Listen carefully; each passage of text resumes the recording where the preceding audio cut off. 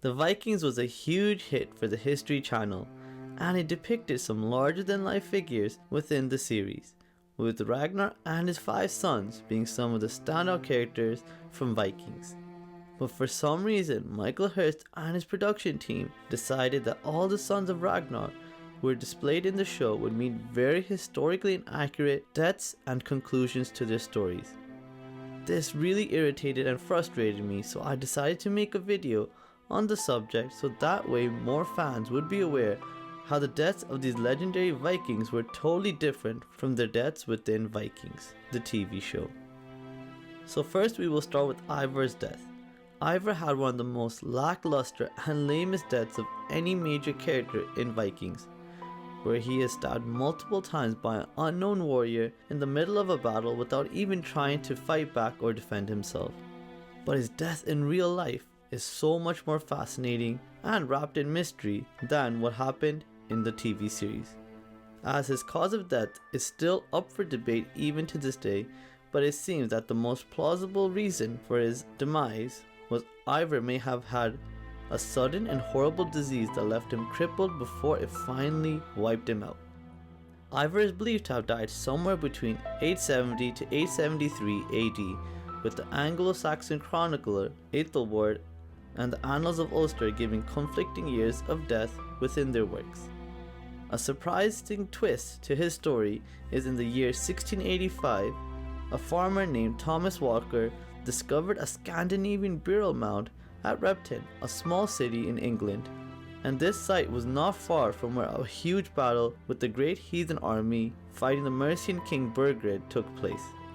Some historians suspect that this could be the burial mound of Ivar the Boneless due to the fact that there were 250 skeletons surrounding the body, stating that the individual who was buried here is a Scandinavian of high status.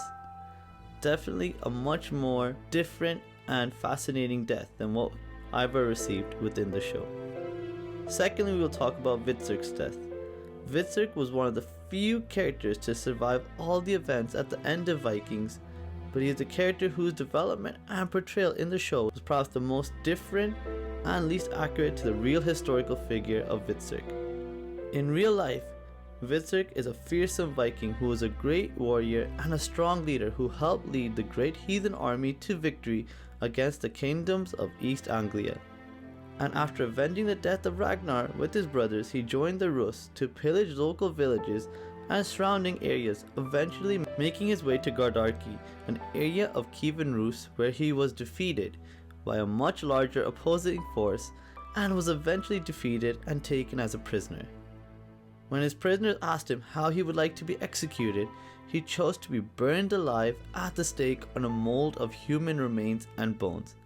The real-life hvitserk had such an epic and legendary death that he became a huge figure within Viking history, but for some reason Vikings just did not follow his trajectory at all, and the show does no justice whatsoever to his character within the TV series. Thirdly, we'll be talking about Sigurd Snake in the Eye and his death. Sigurd Snake in the Eye had a fascinating start in the show, and it looked like he was being set up to be a pretty interesting and important character within the series. But he gets killed off very quickly and unexpectedly at the end of season 5 when Ivar kills him by throwing an axe into his chest in a fit of rage. However, this is very inaccurate as Sigurd actually lived till about 887 AD, outliving Ivar by at least 10 years. His cause of death is unknown, and it is strongly suspected that he died a natural death due to old age, as all sources agree he definitely did not die at a young age. And number 4 is the death of Bjorn. Bjorn's death in the show is perhaps the most epic main character death in all of Vikings, and he got the most Viking-like, Valhalla-worthy farewell out of all of Ragnar's sons, and he made sure his name was solidified into legend and lore forever. Although this was an amazing way for Bjorn to go, it's actually very historically inaccurate, as Bjorn actually lived a very long and fruitful life, dying well into his 70s according to most sources. Although this may be one of the few instances in Vikings where fiction was more fascinating than reality. And lastly, we'll be talking about Ubbe.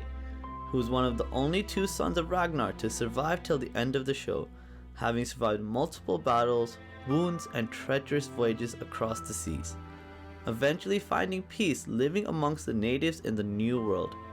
And what an insult this ending is to the true history of Ubbe, who never made it anywhere close to the Americas, having never traveled further west than the British Isles. And he never lived a long peaceful life either amongst a new civilization, as he met his end in a fierce and bloody battle at Sinwit, where he met his end fighting to the death amongst 1,000 other Vikings and Norsemen in a bloody battle in England. So two totally different deaths that actually occurred in real life and within the show.